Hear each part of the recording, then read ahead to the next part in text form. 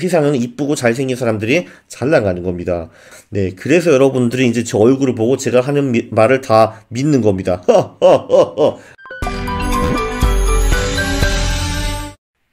예, 안녕하십니까 할러님들, 강원국입니다.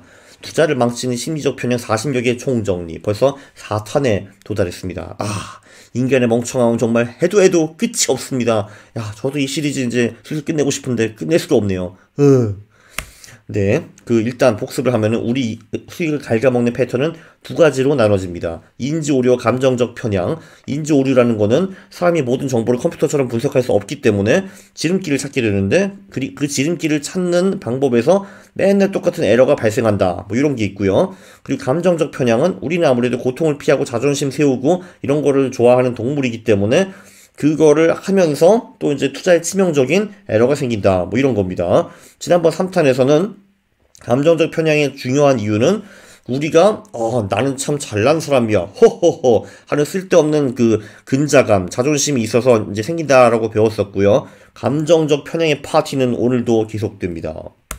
네, 또 조금 전에 중요한 테마가 하나 있었죠. 모든 사람들은 본인이 잘났다고 착각을 하거나 아니면은 잘나고 싶어 합니다. 거기서 이제 많은 비극이 발생을 하는데, 자, 오늘의 테마 중에 또 하나는 인간은 사회적 동물이다 라는 것이 있습니다. 여기에는 그 권위 편향이라는 것이 있어요. 사실 이제 투자를 할 때 가장 중요한 거는 본인이 직접 생각해가지고 본인이 직접 백테스트를 하고 전략을 짠 다음에 본인이 직접 투자를 하고 모든 책임을 받아들여야 되는 건데 대부분 사람들은 그렇게 하지 않습니다. 똑같은 말을 해도 이제 높은 사람, 석학 전문가 말을 더 신뢰하는 그런 경향이 있는데요. 근데 이게 문제가 뭐냐면은 그 전문가도 무슨 이상한 저의가 있을 가능성도 있고, 그리고 또 이제 그 전문가가 전공 밖에서 떠들어도 이제 믿는 경향이 높습니다. 이 말은 뭐냐면은 뭐 제가 이제 주식 전문가라고 할 수는 없겠지만 어쨌든 주식에 대해서 조금 더 아는 사람인데, 이제 예를 들면 제가 이제 정치에 대해서 막 이런저런 시구떡 말도 안 되는 토론을 하는 겁니다. 그런데도 그래, 강원국은 주식을 잘하기 때문에 정치도 잘하겠지 끄떡끄떡 하는 사람들도 꽤 있을 수 있다라는 거고, 심지어 본인도 이제 그렇게 믿을 수 있다라는 겁니다. 엄청 무서운 편향이죠. 특히 주식 같은 경우는 전문가 행세하는 인간들이 너무 많고 이제 전문가들도 정말 자주 틀린다는 건데, 야, 저 사람 증권사에서 이런데, 와, 은행에서 이런데, 야, 그럼 전문가네, 뭐 이런 식으로 해가지고 별로 비판적으로 생각을 하지 않고 그런 사람들이 말하는 거를 덥석덥석 받아들이는 경향이 굉장히 강하다라는 겁니다. 네, 그리고 후광 효과라는 게 있죠.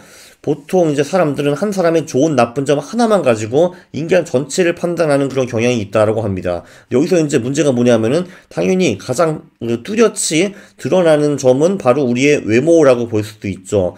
네, 그래서 여러분들이 이제 제 얼굴을 보고 제가 하는 말을 다 믿는 겁니다. 물론 농담이었고요. 네, 그래서 이제 세상은 이쁘고 잘생긴 사람들이 잘 나가는 겁니다. 근데 문제는 뭐냐면은 주식에서 사기꾼들도 당연히 이 편향을 잘 알고 있습니다. 그래서 이제 멀끔하게 차려입고 멀끔한 얼굴로 생글생글 웃으면서 우리의 돈을 사기치는 겁니다. 보세요. 이 희진. 정말 신뢰 주는 아주 강렬한 얼굴이지 않습니까? 잘생겼죠. 그죠?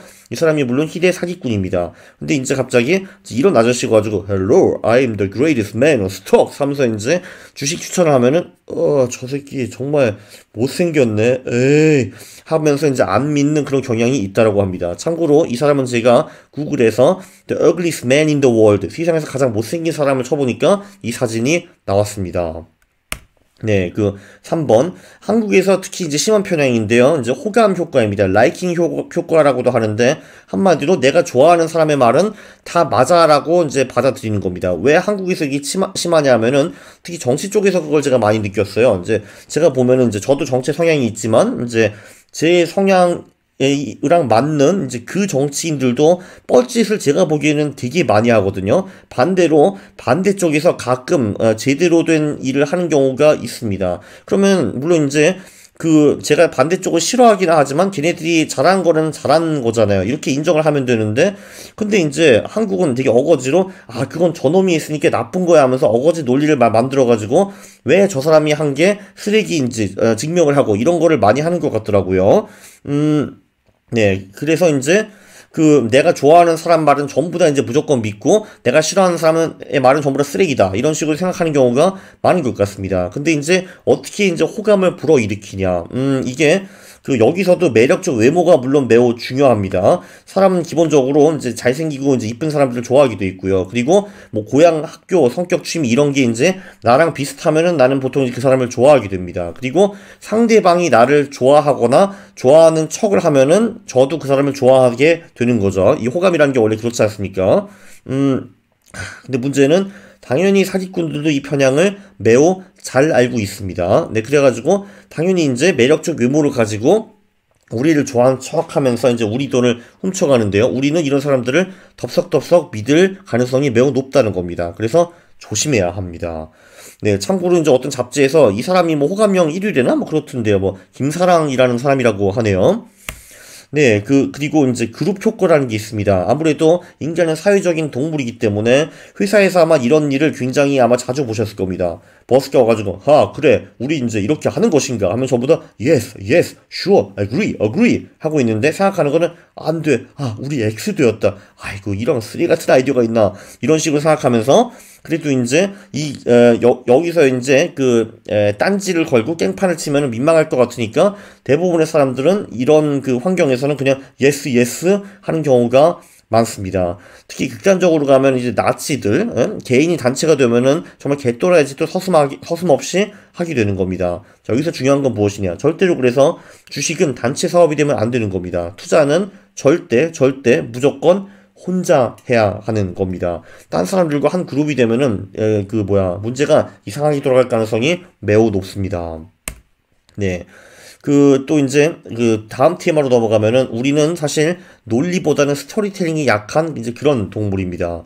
그래서 아예 스토리 편향이라는 것도 있어요. 대부분 사람들은 이제 현실을 현실로 보지 못하고 이제 모든 게 다 끝난 후에 사후의 상황을 그럴듯하게 끼워 맞춥니다. 그러면 우리는 이 스토리가 말이 되는 것 같네. 끄떡끄떡 하면서 팩트 체크를 안 하고 그냥 그거를 덥석 믿어버리는 그런 편향이 굉장히 높습니다. 물론 이제 언론들은 이걸 매우 잘 알고 있고 그래서 이제 뉴스를 본인들에게 맞게 이렇게 조정을 하게 되는 거죠. 특히 이제 이 팩트 체크가 내 확신, 그러니까 확증 편향이라는 게 있잖아요. 그러니까 내가 생각하는 것과 그 스토리가 대충 맞아 떨어지면은 우리는 팩트 체크를 거의 안 하고 그 스토리를 덥석 믿는 겁니다. 네, 물론 주식에서 그럴듯한 스토리를 통해 가지고 망한 사람들이 굉장히 많다는 거는 제가 굳이 설명할 필요가 없는 것 같습니다. 예, 이런 책도 아예 있네요. 팩트보다 강력한 스토리텔링의 힘. 정말 제목을 기막히게 지은 것 같습니다. 네. 결합 오류라는 것도 있는데요. 네, 이거를 보면은 이제 스토리가 그럴듯하면 우리는 확률은 전부 다 개뿔로 생각하고 다 쳐버린다라는 거를 이제 볼 수가 있는데요. 자, 이제 이런 사례가 있습니다. 린다는 31세, 싱글, 자신감이 높고 철학을 전공했다. 그녀는 남녀 차별 및 사회적 정의에 관심이 많으며 탈원전 데모에 자주 나간다. 뭐 이런 사람이 있다라고 합니다. 자, 그러면 이제 여기 6개를 보실 수가 있습니다. 린다는 초등학교 선생이다부터 린다는 페미니스트 운동에 적극 참여하는 은행원이다. 이렇게 6개 문장이 있는데 이 6개 문장이 맞을 확률을 측정하고 그리고 순위를 매겨 보십시오. 그러니까 이 중에서 가장 확률이 높은 게 무엇일까? 그리고 두 번째로 확률이 높은 게 무엇일까? 이거를 한번 여러분들도 한번 해보세요. 다음 페이지 넘어가기 전에 여기서 영상을 스톱하시고 이 6개를 보시고 어떤 게 확률이 가장 높은 것인가 한번 고민 해보시기 바랍니다. 네, 고민 다 끝나셨나요? 저는 다음 페이지로 넘어가겠습니다. 네, 보면은요, 이제 6개 중에서 중요한 문장은 2개밖에 없습니다. 이 중에, 자, 보세요. 린다는 은행원이다라는 게 하나 있고, 린다는 페미니스트 운동에 적극 참여하는 은행원이다. 요 2개가 있습니다.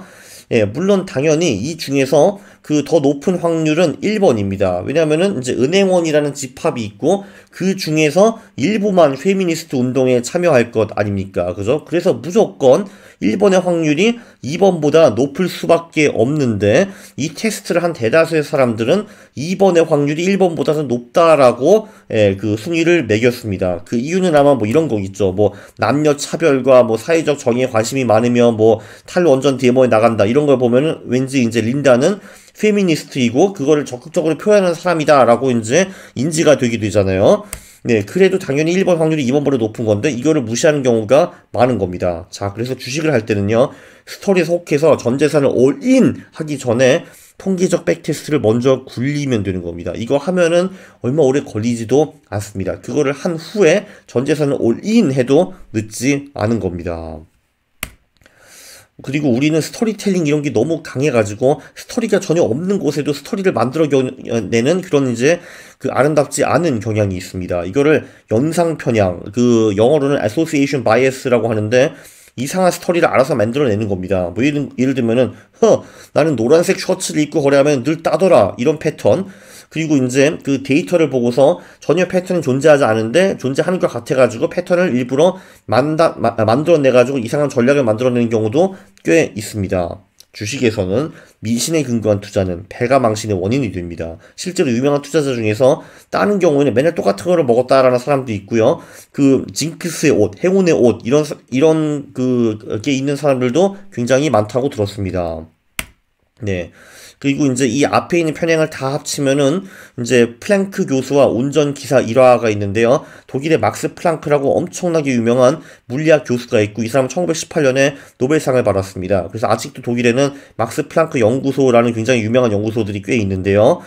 예, 플랑크 교수가 1918년에 노벨상을 타고 독일 전체를 돌면서 강연 투어를 했다라고 합니다. 그래서 이제 운전기사가 이 양반을 태워줬는데 그때 이제 운전기사가 제안을 했다고 합니다. 아, 교수님, 저 그 강연 한 지금 20분 들어가지고 다 외웠습니다. 아, 다음번에 또 똑같은 강연 하시기 매우 힘드실 건데, 제가 그냥 한번 해볼까요? 그리고 당신은 그 운전기사처럼 해보는 겁니다. 그리고 플랑크 교수가, 그거 참 재미있는 아이디어네. 나도 맨날 똑같은 말 짓거리다 졸라 힘들었는데, 그래, 자네가 한번 해보게나. 라고 했다고 합니다. 그래서 이제 운전기사는 그 위에 올라가가지고 한두 시간 동안 신나게 강연을 했다라고 하고 아무도 이 사람이 하는 말을 의심하거나 이 사람이 교수가 아닐 거라고 생각도 하지 못했다고 합니다. 그래서 야 정말 저 운전기사 훌륭한 사람이네. 와 정말 멋있다. 허허 역시 노벨상을 탈 사람이야. 허허허 했다라고 하는데 여기 또 이제 눈치 없게 어떤 물리학 교수가 질문을 했다고 합니다. 그러니까 운전기사가 그 질문을 듣더니 야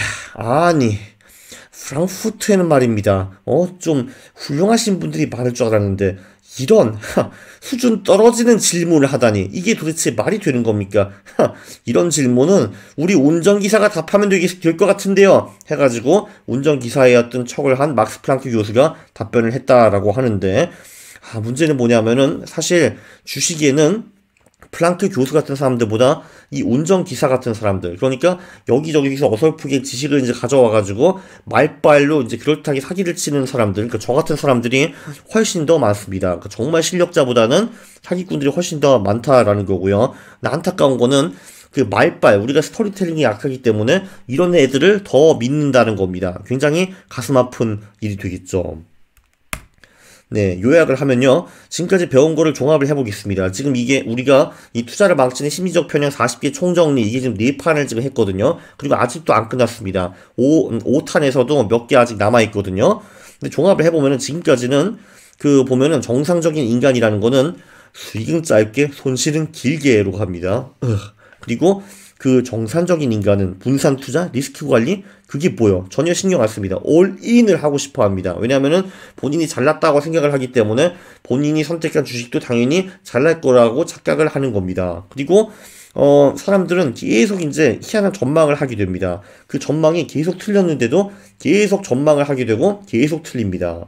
그리고 정상적인 사람은 실수를 통해 배우는 것이 하나도 없습니다. 그리고 현실이 아무리 그지 같아도 내 방법, 전략, 논리가 맞다고 믿습니다. 사람은 원래 그런 존재입니다. 백테스트? 그런 거랄 필요성을 전혀 느끼지 못합니다.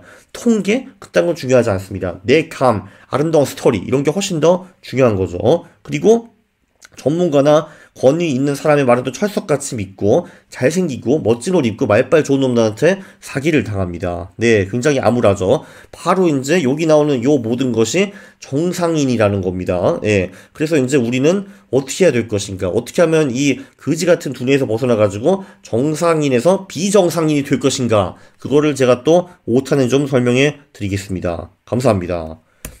여기까지 오셨으면 구독을 하시고 영상을 보셨으면 좋아요를 누르는 겁니다. 싫어요를 누르면 제가 매우 싫어합니다. 감사합니다.